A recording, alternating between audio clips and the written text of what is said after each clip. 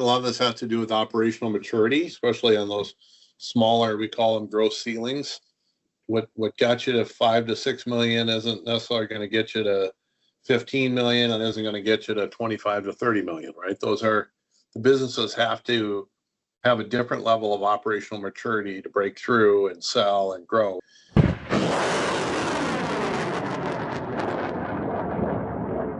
Welcome to this week's Shoot the Moon podcast. I'm broadcasting live and direct from Revenue Rocket World headquarters here in Bloomington, Minnesota. Thanks for tuning in. For those of you that know us, and even those of you that don't, Revenue Rocket is the premier M&A advisors to tech-enabled services companies worldwide. With me today are my partners, Matt Lockhart and Ryan Burnett. Welcome, guys. Thank you, Mike. Been away for a couple of weeks, but listened to some of the things that you guys were doing. Good stuff. Great to be back. And I think a great subject today. Ryan? Yeah, no, great to have you back here, Matt. It's something we always talk about things that are important to owners of IT services firms. And one of the things that we have seen a lot in this year, as well as just as we've been around, has been really this big question. We get a lot of questions. Should I be growing my firm just organically? Should I be growing my firm inorganically through inorganic growth? Or the third option, should I take a look at taking on investment and growing from there? So really want to tackle this topic of grow, or what we would call sell to grow, and how that really impacts an IT services owner today, and how you think about your growth over the next few years. So, Mike, why don't you get us started? When we mention the word grow, what does that really mean to an IT services firm beyond just adding revenue? Yeah, I think it's an interesting question, Ryan. Growth is something that when you think about building value in an IT services company is really about adding and growing profit, right? You certainly want to grow top line as well, but no points for what we call unprofitable growth or declining profit in a growing enterprise. You really have to be focused on how do we become and stay in the top quartile band of profitability of our peers and really our revenue. And when you think about indexing value in an IT services company, it's almost always based on a multiple of profit and EBITDA. And so when you think about these three options, really it becomes a question of what's the right path for you and how do you ultimately get to growth of profit in a meaningful way to help you get to your goals. Great, Mike. And we'll break down each section here. So, Matt, when you think about that second path, can you just tell us a little bit about inorganic growth and just help us define what is inorganic growth and how is that different from organic growth?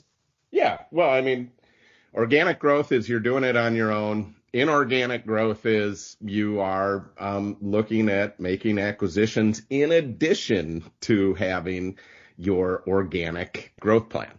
And, one of the things, so it's pretty easy, right? Think organic on my own, right? Organically built, inorganic through using acquisitions to grow. And I think that one of the things, and you've probably heard this before if you've listened to a few of these, is the best companies out there do both of these things, right? Is they have a great strategic go-to-market organic growth capability, but they're also always looking to grow inorganically or grow through making the appropriate acquisitions. And so, important to sort of think about that and frame that for this conversation that, really top quartile big, companies do both of these things. Absolutely. And it's been a huge focus of ours is helping companies grow through running these buy-side programs in which we're going to help that kickstart that inorganic effort to really help go to hit those growth profiles. And then ultimately, again, we're just setting this thing up here. So, Mike, help me understand. We position this as sell to grow. And I'm wondering, maybe it was more sell in to grow. If you listen to some of our other podcasts, becomes a little bit more important. So, Mike, help us understand in plain English, what does that sell in or sell to grow mean to IT services owners? Yeah, sure thing, Rand. So, I think what happens with IT services owners, if you've run a successful business, is that it starts to get bigger than you can capitalize yourself. So, one thing that we know is that most of our clients and most IT services business owners, their business is their single largest personal asset. And as those businesses continue to scale and grow, the amount of capital that might be needed to grow them inorganically or through acquisition becomes, it becomes exceptionally large. And you oftentimes need a capital partner if you want to continue on that growth trajectory. Fortunately, there's a method to do that we have certainly facilitated with a lot of our clients, which is called a recapitalization or selling in, where you're going to get a capital partner. Oftentimes, this is a private equity firm who's trying to deploy capital in tech services, and certainly there's plenty of those guys out there. And they want to put their capital to work in a sort of a high return, return on cash sort of business, one that has good cash flow, good recurring revenue, good repeat revenue. And so in those situations, especially if you're, selling into a private equity firm to be what is called a platform, where you're going to be business that it gets funded with additional capital to do acquisitions, and you run it to grow it, you sell a part of your equity and roll a part of your equity into a new corporation where you're the assets of your business are the largest, or in essence, if you're a platform, all of the assets of the new co or new corporation. And then with that capital partner, you go out and acquire additional businesses to tuck in to your business. So it's a way to de-risk your own position. It's a way to, as we say, take chips off the table or get some cash for your existing equity now, and to, roll equity forward while you continue to work in the business and do additional acquisitions and grow organically for us, what we'll call a secondary transaction, where that all-up company, when you reach your goals together with your capital partner, is subsequently sold. Mike, I think that's a great definition, and Matt is the same with the inorganic growth. So that grow, let's grow at the pace that's appropriate. M&A growth engine, we'll dig into that next, is growing, utilizing some select acquisitions. And that third category is you're actually going to raise some money with a capital partner.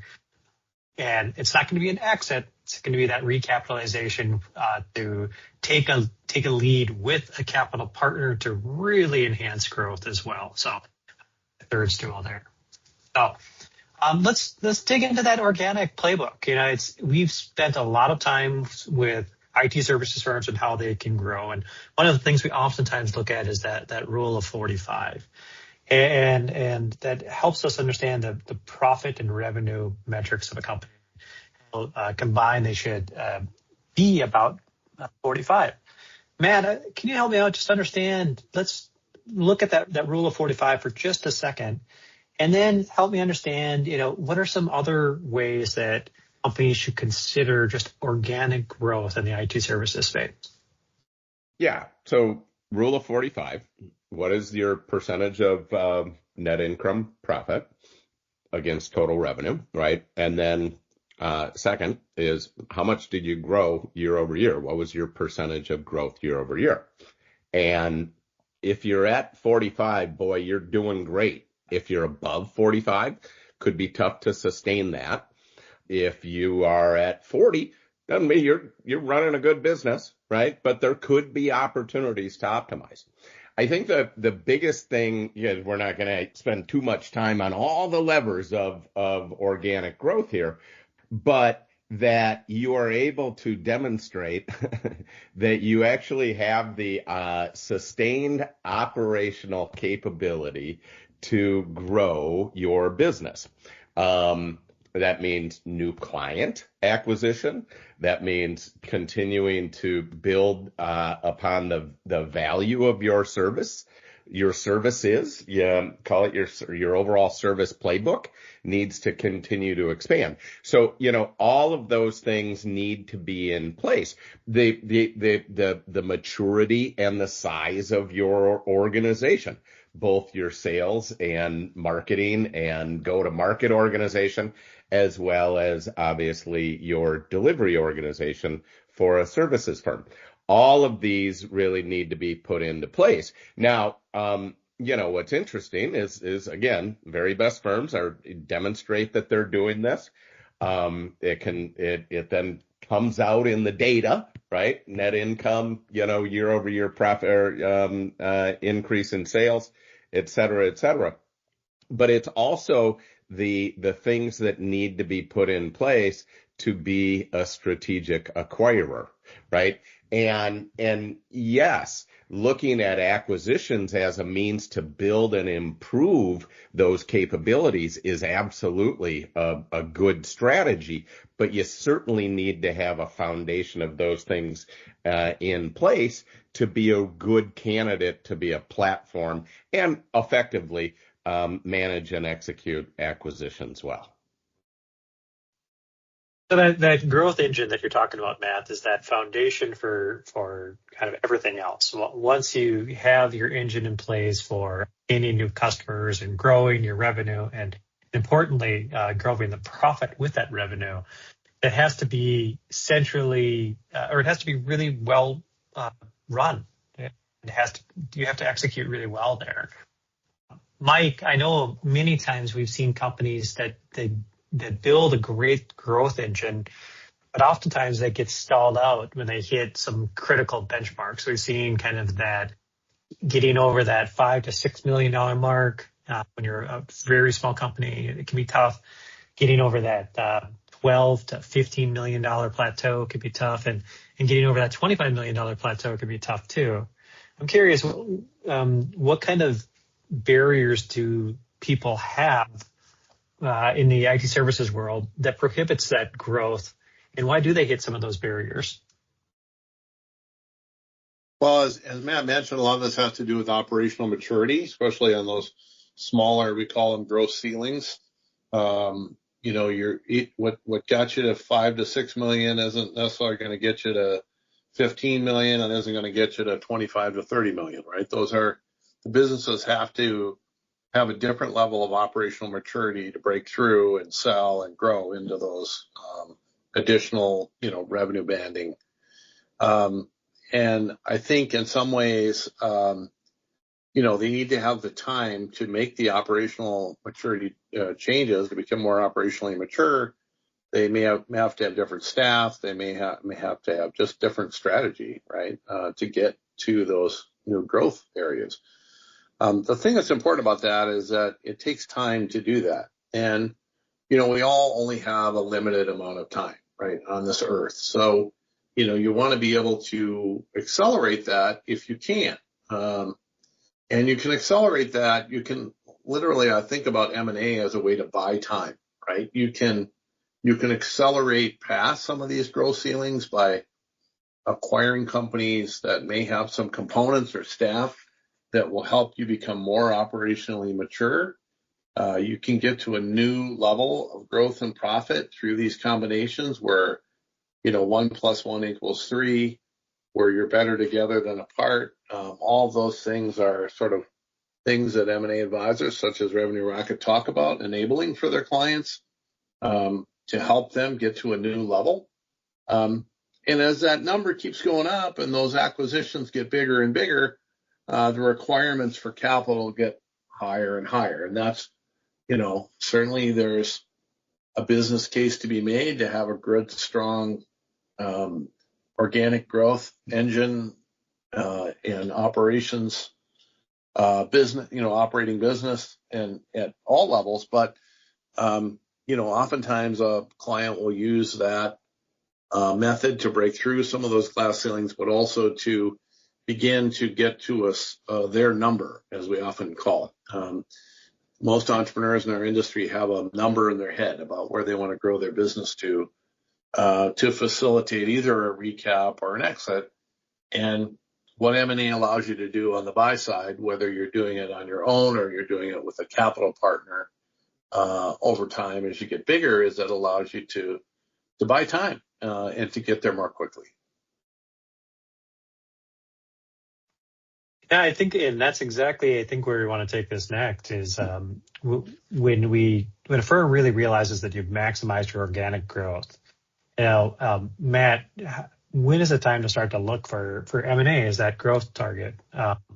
If organic growth is where you prove your model, how do you start to look at incorporating that next stage of looking to buy a firm? What kind of maturity do you have to get there? And what does that M&A growth engine look like? Yeah, I don't know that there's an exact, right? It's tough to say there's exact timelines or numbers that exactly need to be in place, et cetera, et cetera. Obviously, to Mike's point, and we've seen this, people can get over their skis, right? And what I mean by that is they may look at acquisitions that put a fair amount of stress on the balance sheet, right? They're potentially being over leveraged, et cetera, et cetera. So there clearly needs to be a foundation of earnings in place and the history of those earnings in place and sort of the repeatability because the organization has been built up. I think that when that is the case, to Mike's point, talk to an M&A advisor. We'd love to talk to you about this. Are you in a good position to be able to start making acquisitions? And then it then sort of gets down to how are you going to get it done, right? Financially, do you have the team in place to incorporate additional acquisitions to be able to integrate those acquisitions in successfully? So financing, and do you have the team? And then have you really built the strategy, right? Have you built the strategy as to what is the purpose of the acquisitions that you're looking to make? Is it to expand your serviceable, market area? Is it to fill some potential gaps in your service line and or extend your service line out? Is it to, expand geographically? All of those things. To be able to start to define that strategy that you can then execute and target appropriately and then go get deals done in a strategic way that is going to enable that force multiple that Mike was talking about. And so, and one of our recent clients was a great, sort of playbook for this, which, they had gotten to an appropriate size. They had the financial backing and the financial readiness to do so. And because they had gotten to that appropriate size and they had enough of the pieces in place, this managed service provider went and made a number of their own acquisitions, and we helped them, right? And then, when they got to that appropriate inflection point, they then recapitalized with a private equity partner. So there's no exact answer, but you certainly need to make sure that you've got the financial and operational readiness to do so, and that is the case if you're going to partner up and recapitalize, and or if you're going to sort of roll your own and go make some of your own acquisitions. And in this stage, it feels like it can be trepidatious to jump right in. And so I think when we see clients that are teetering, should I do an M&A deal? I think there's a lot of readiness that needs to go into place. And we certainly help companies all the time understand these are the things you have to align on. Here's the strategy you have to take. Or even a question of how big of a firm should you buy?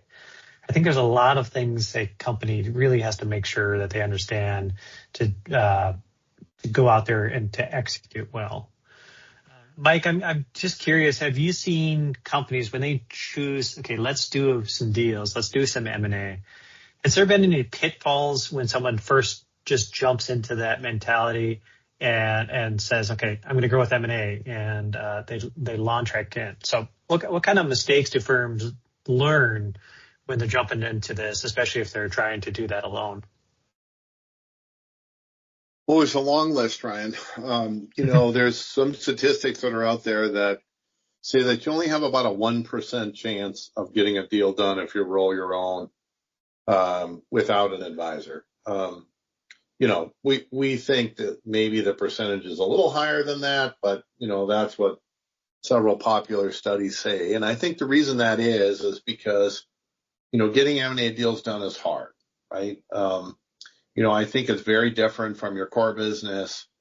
I think most entrepreneurs that have built IT services companies from scratch certainly have seen a lot of adversity in building the business, and they think, hey, if we've been able to build this business, we should be able to figure out how to do an M&A deal. We should be able to find one. We should be able to convince a seller that we're a good partner, and we should be able to, work with our lawyer to figure it out. But there are a lot of unforeseen challenges with that theorem. And, starting from how do you even find the company and address the company that would be a good fit for you? How do you analyze them? How do you value them? How do you convince them that they should join forces with you? How do you structure a deal? How do you finance a deal? How do you negotiate the T's and C's of the deal, which include hundreds of variables? And then how do you leverage the advisors around accounting, tax, and legal, as well as your M&A advisor, to get the deal done? Now, the advantage that all of those advisors that you have bring to the table is they have very specific deal experience that you don't have. And it really does take a village of those people to effectively raise your percentage of getting those deals done to be north of 50%. It's still a tenuous journey, right? But it's one that you dramatically increase your odds of success if you assemble a village of professionals to help you and help you further tease out and vet all the things I just mentioned, and ultimately help you negotiate and transact that deal to successful conclusion.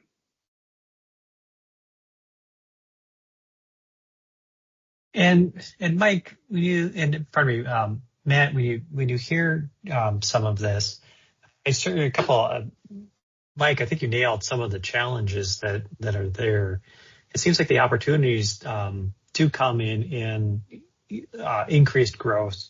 You've got some really nicely increased service lines, your customer path. M&A here at this stage is a really solid tactic. And growing alone can be difficult.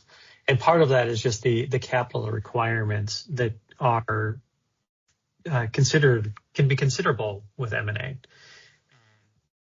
And so, Matt, I was just curious if there's anything a firm should be thinking about in this strategy of utilizing perhaps a banking partner or their own balance sheet, or if they other items to go fund the deal, and how that could matter versus our third category to talk to of kind of sell to grow.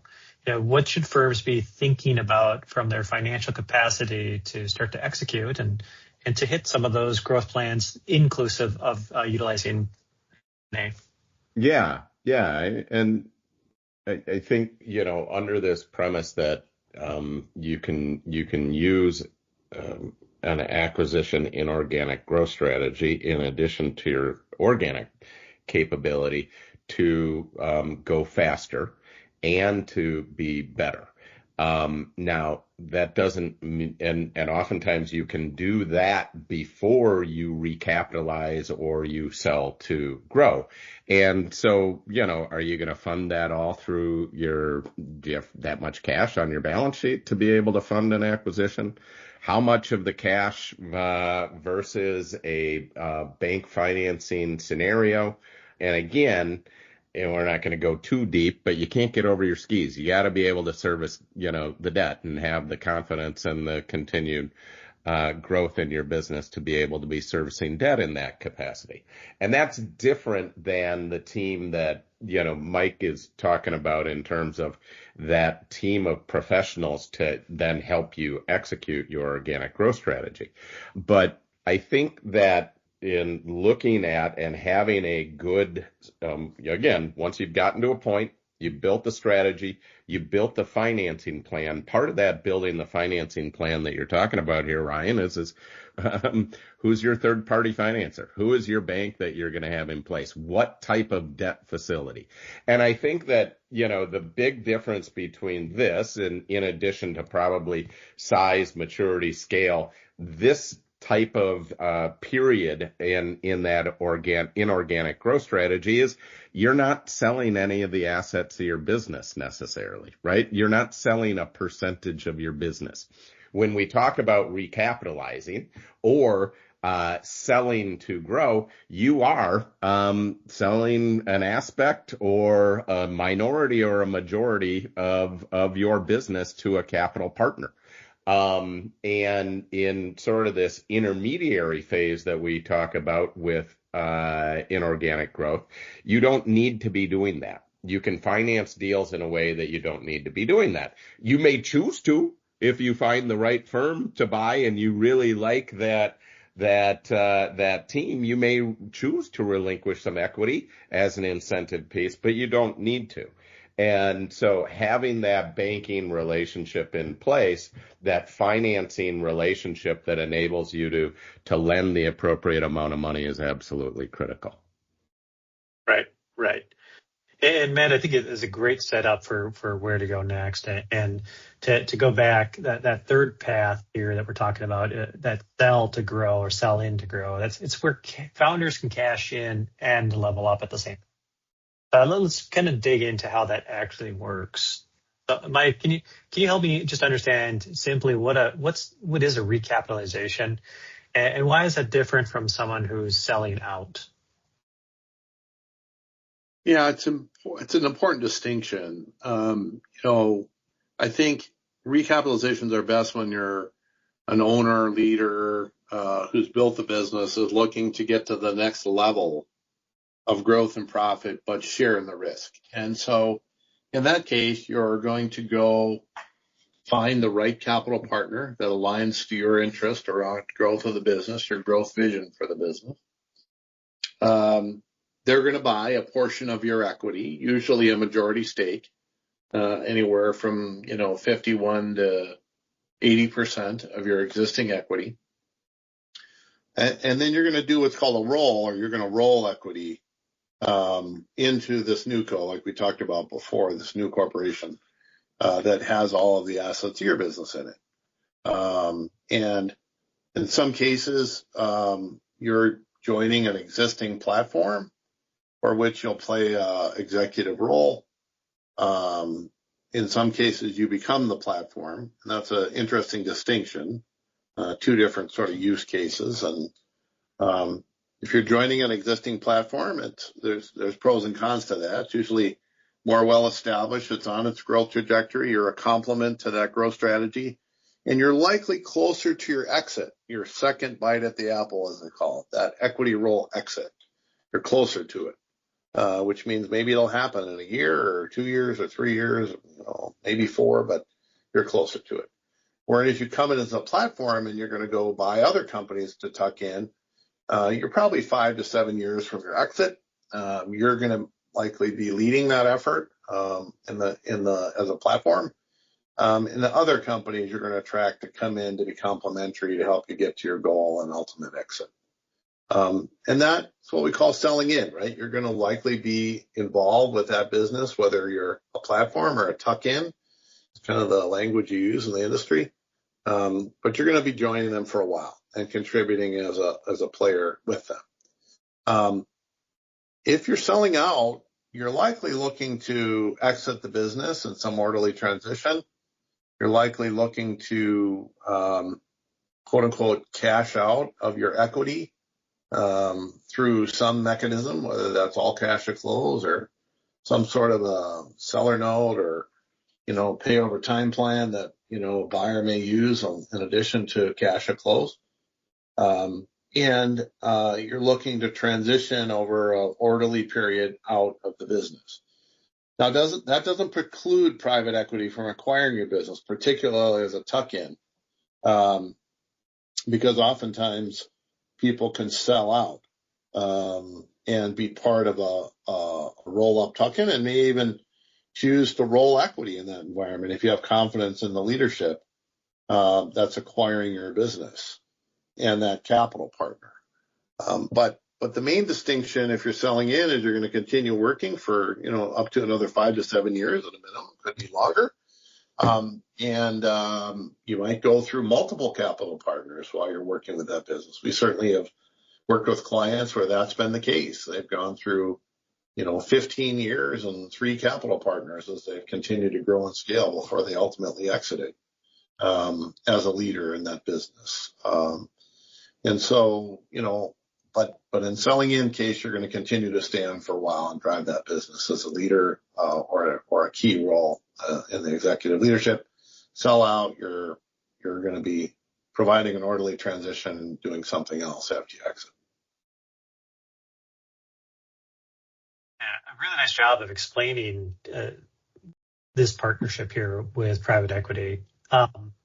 Matt, I just would love to get one comment in this area before we move into kind of how to decide. But what's the real appeal of founders who do want to take this approach, where they keep building, but they're de-risking that personally?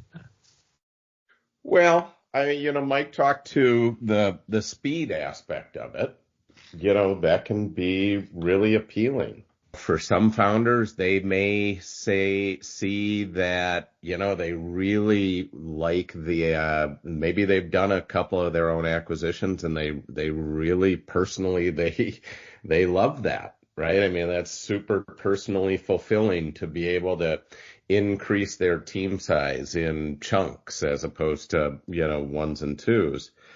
And, it's personally, professionally fulfilling for them. And they recognize that, man, we could do 3, 4, acquisitions a year as opposed to, one acquisition every 3 to 4 years, right? And being able to go faster. I think that, also, let's face it. We've all, as we're growing businesses, and we've all done it, right? You can use help.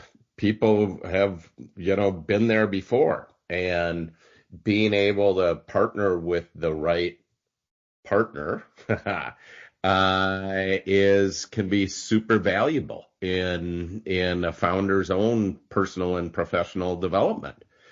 And so there's a variety of reasons where, it's a different chapter, but it can be, a super exciting chapter. Oftentimes what we hear the most, in terms of some founders who have chosen not to do this is, sort of this fear of relinquishing control.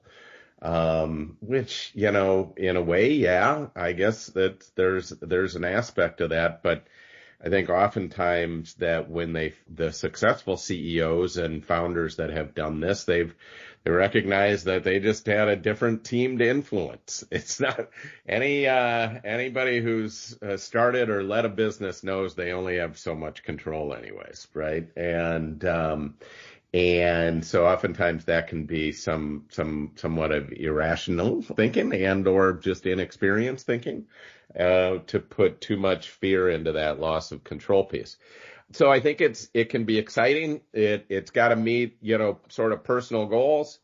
You get to partner with some really good people. I often say to people, it's usually a pretty good idea to join up with smart money. Because smart money wants to, grow and make more and really make the most of an investment. So, there's a lot that goes into it. Yeah, I think it's critical that picking the right partner has more than just the check or the check size. And bringing the right partner to the table can really help accelerate what we see in the other options here between buy and organic growth. You're going to have operators that help you increase your organic growth. And you're also going to have, in many cases, a corporate development team that can help grow inorganically as well. So you get a great combination when you have more than just you at the table. So Matt and Mike, as we look at kind of these topics and we look at the questions that are going through someone's mind, if you're a CEO listening to this right now, how do you start to pick what path is right for you between grow, buy, or sell to grow? So, Mike, I'll just have us start it off here. What should CEOs ask themselves before picking these paths? Well, I think, a lot of that has to do with how big your vision is and how much time you want to be working, right? Both of those things are somewhat interrelated. And, I think it's a very personal decision for people of all ages, but, that's why I don't say depending on your age. I think it's more about how long you continue to be working in our industry is more the question, because we certainly see vibrant leaders in our industry doing interesting things well into their 70s and in some case 80s.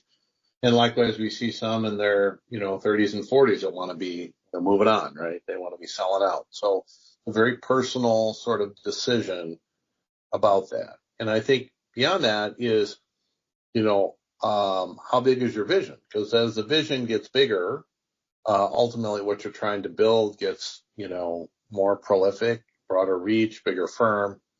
It's very likely that you're going to need to have a capital partner to reach that vision. And, if you're selling in and you have a lot of what we call gas in the tank, a lot of energy for the business, a lot of passion, selling to grow is a good option. Get a capital partner, go out and do some acquisitions, learn some things from your capital partner and advisors that help you to grow through more aggressive acquisitive growth. Certainly be able to do that. I think your timing to your ultimate exit is also really important. And how much risk you want to take also plays a role, right? You may decide that, the organic growth path is best for you for a period of years. It is certainly much slower. But I think if you execute well, it's one that involves less risk or at least less perceived risk by you, because you know that path. You've been on that path likely for some time. So, where I come to on this is that it's a very personal decision. Like, hey, do we grow organically to a certain level? And then when we get to that point, we decide to either recap or exit completely, sell out or sell in, as we'll use those terms. Do we get more aggressive with doing small deals so we can, quote unquote, buy time to get to an ultimate recap or an exit, sell in or sell out? Or do we just immediately go to a place where we're going to do bigger acquisitions, kind of grow more and prolifically through acquisition with a capital partner? We're certainly here to help you figure that out and be a sounding board for all those options. We've seen and had these conversations and helped our clients hundreds of times sort of make the decision and move forward with a path. And if we can be of some assistance to you here, drop us a note at info@revenuerocket.com or give us a call, and we'd be happy to jump on a call and help you vet your options. Yeah. Matt, is there anything else you wanted to add to that? I think that Mike framed it out really well. I think that it's understanding your personal goals, understanding your personal timeline, understanding, where your business is at and your ability to continue to grow the business, as they say, you're either growing or you're dying, right? And if you're meeting some inflection points, then and you have that sort of that fire and that desire to go faster, selling to grow and selling in can be a super viable strategy. Certainly not something that you have to do at any certain time. I think to Mike's point, having your trusted advisors, and including in that, spending time with an appropriately skilled and specialized M&A advisor, really makes a lot of sense in helping you, come to the right decision at the right time. Where you and your team, right? That's something that we haven't talked a whole bunch about is the ability to give your team opportunities to grow at a faster pace as well, which can be super exciting. So, let's talk about it. Yeah, thanks, guys. You've been really helpful in this topic. And as we look forward, I think this is something we'll come back to in making sure that CEOs have the right decision framework for understanding what they should do based on their situation here today. We're here to help firms grow, buy, or sell in and do that recapitalization to really hit unprecedented growth. And so as you think through M&A and your strategy in your IT services firm, I hope Revenue Rocket is someone that you can turn to ask some of these questions and to continue your growth. Please like and subscribe, but also and feel free to listen on any of our podcast platforms and tell a friend in your peer groups about us as well. With that, Mike, I'll turn it over to you for any close-up. Sounds great, Ryan. Appreciate the dialogue, guys. It was an interesting topic that hopefully our audience will find equally enlightening. So with that, we'll tie a ribbon on it for this week's Shoot the Moon podcast. We encourage you to tune in next time, and we'll unpack additional topics of relevance for the M&A universe in the IT services world. As a reminder, we are the M&A people in our space, and certainly look forward to sharing some of our knowledge and experience with you as you chart your own course around M&A in your tech-enabled services company. Take care, make it a great week, and look forward to having you tune in next time.